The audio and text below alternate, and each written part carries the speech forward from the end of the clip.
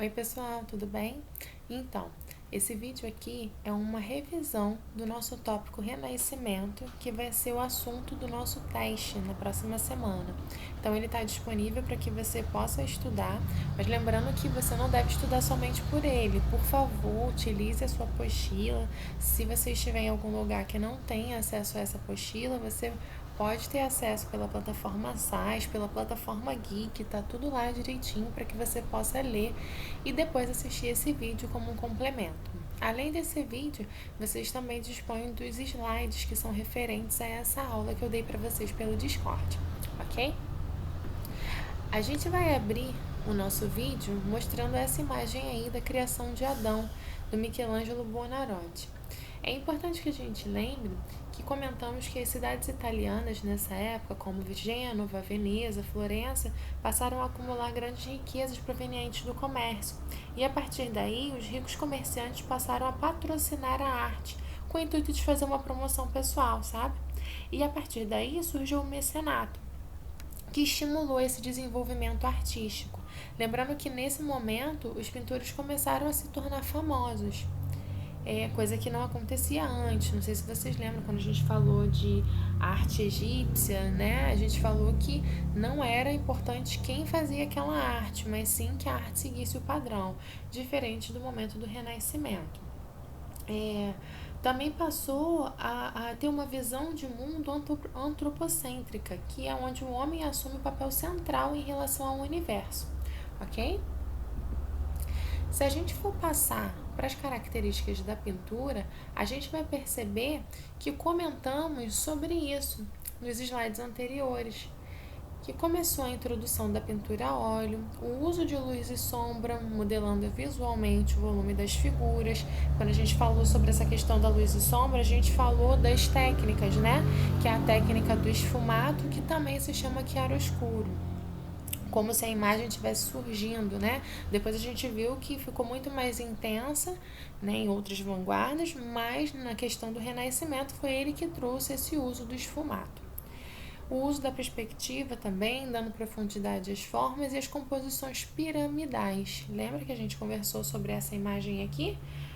Da Virgem dos Rochedos, de Leonardo da Vinci? A gente fez a análise dela todinha e também está disponível lá nos slides, ok? Então, quando a gente fala de pintura, a gente tem características bastante marcantes, tá? Mas é importante também que a gente fale que essa arte clássica, ela desejava muito que o equilíbrio e a harmonia estivessem presentes. Lembrando que nesse momento não significava que a fé tinha passado, né?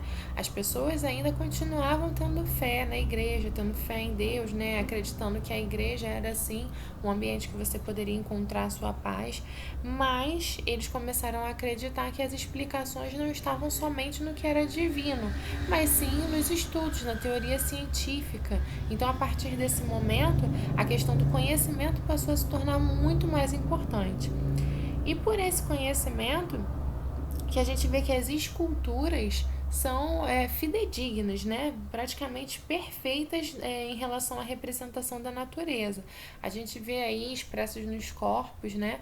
Que os corpos perfeitos, a gente até conversou sobre essa questão da beleza, né? Escultural, tudo aquilo que era considerado excelência, né? Aquilo que era almejado, aquele corpo que hoje a gente até fala, é um deus grego, mas por quê? Porque existe essa beleza, essa perfeição que foi uma redescoberta dessa tradição greco-romana, que foi ajudando esses artistas a produzirem as imagens visuais, que eram cheias de beleza, né? Beleza clássica e harmonia.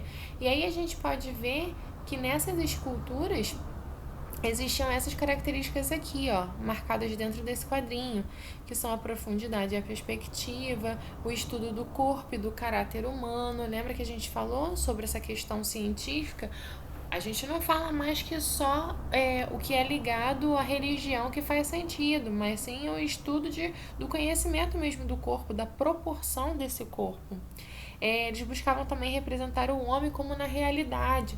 Lembrando que muitas das esculturas representavam, caracterizavam esse movimento, né? Movimento leve.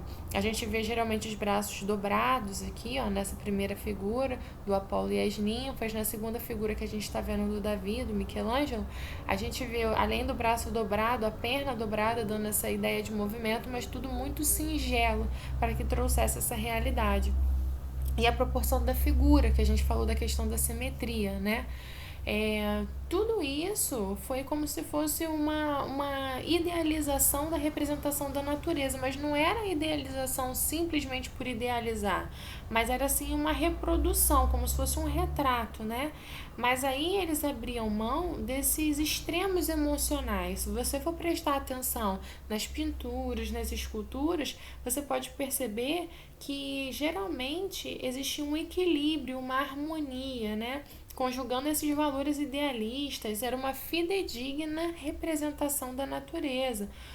A gente vai perceber que depois, já até comentamos sobre isso, outros movimentos vieram trazendo essa questão da expressão. Mas quando a gente fala de renascimento, não. Quando a gente fala de renascimento, a gente evita esse retrato desses extremos, né? Esses extremos ligados à emoção. Ok? Então foi um vídeo bem curtinho, bem simplesinho pra gente falar sobre isso, mas é importante que você estude sobre as técnicas que a gente falou, do que era o escuro, do esfumato, né? Porque que elas eram utilizadas, essas características da pintura. A gente também já falou sobre as características da escultura, né? Falava muito sobre os pilares, sobre as questões, né, que estão bem ligadas a esse renascimento. Você precisa dar uma olhada nos slides anteriores que nós já comentamos sobre. Eles estão aí em materiais, tá? No capítulo também ligado ao renascimento. Tá esse vídeo no material e tem o outro slide, né, que tá disponível para que vocês possam abrir. Deixei lá para que vocês olhem um resumão, ok? Então, o único tópico que vai cair no nosso teste é sobre renascimento. Lembrando que esse vídeo é um resumão, mas o ideal é que você estude não só por esse vídeo, mas que você leia o slide que foi referente à nossa aula e, se possível, dê uma lidinha rápida, bem básica lá no capítulo referente à apostila de vocês. Pode ser lido online também, tá, pessoal? Para reforçar. Então, lembrando, não é para estudar só por esse vídeo, estude por esse vídeo e pelos slides que estão disponíveis para vocês, ok? Boa sorte, tenho certeza que vocês vão se dar muito bem nesse teste. Um beijo, vejo vocês na aula de revisão. Tchau, tchau!